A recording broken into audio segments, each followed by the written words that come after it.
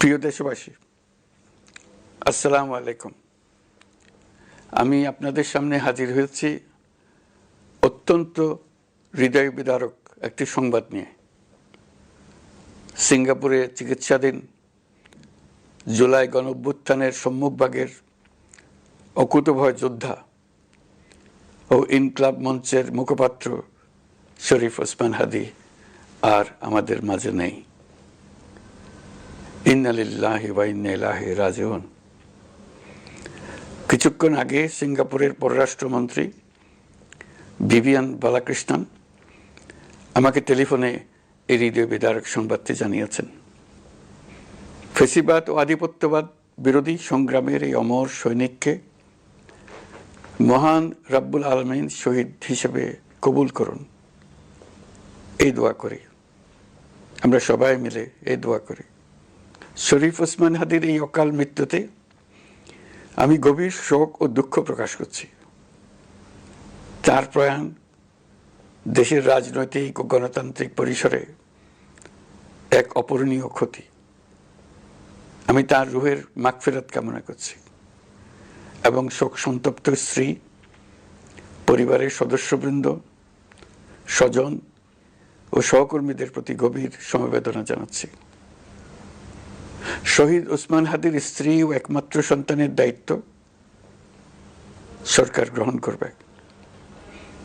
শহীদ শরীফ ওসমান হাদীর অকাল মৃত্যুতে আগামী শনিবার একদিনের রাষ্ট্রীয় শোক ঘোষণা করছি।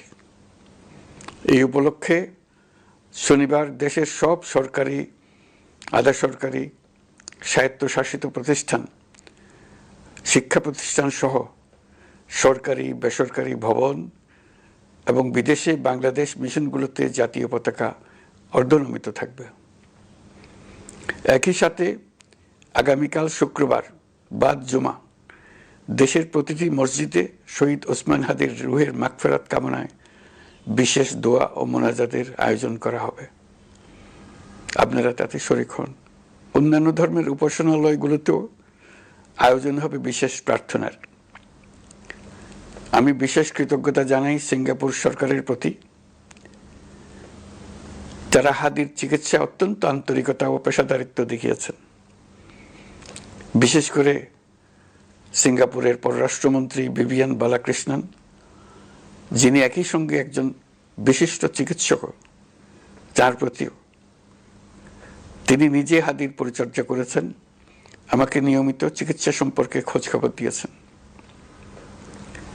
এই নৃশংস হত্যাকাণ্ডের সঙ্গে জড়িত সকল অপরাধীকে দ্রুত আইনের আওতায় আনা হবে এবং তাদের বিরুদ্ধে সর্বোচ্চ শাস্তি নিশ্চিত করা হবে। এই বিষয়ে কোনো ধরনের শৈথিল্য দেখানো হবে না। বিপ্লবী রক্তে উজ্জীবিত এই তরুণ নেতা ওসমান হাদী ছিলেন প্রতিবাদের অনন্য প্রতীক। তার কর্মের মধ্য দিয়ে তিনি শুধু প্রতিবাদ নয়, দেশপ্রেম, ধৈর্য ও দৃঢ়তার অনন্য দৃষ্টান্ত রেখে গেছেন। আমি দেশের সকল নাগরিকের প্রতি আন্তরিক আহ্বান জানাচ্ছি, আপনারা ধৈর্য ও সংযম বজায় রাখুন।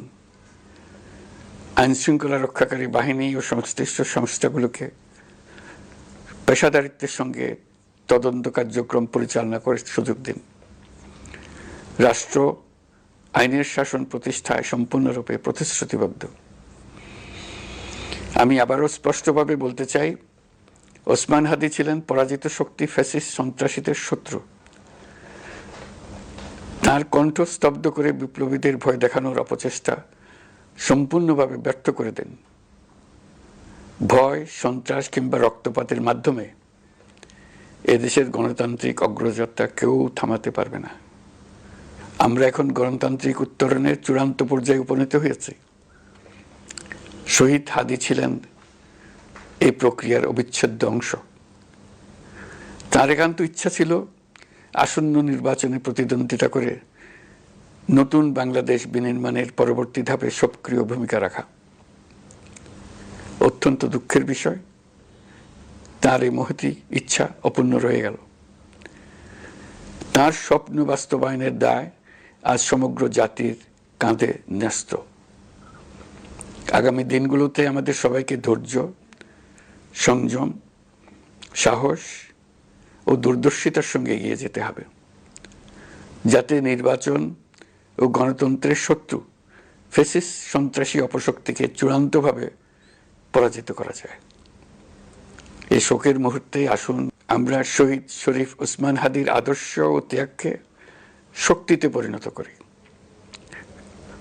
ধৈর্য ধারণ করি, অপপ্রচার ও গুজবে কান না দিই এবং যে কোনো হঠকারী সিদ্ধান্ত থেকে বিরত থাকে।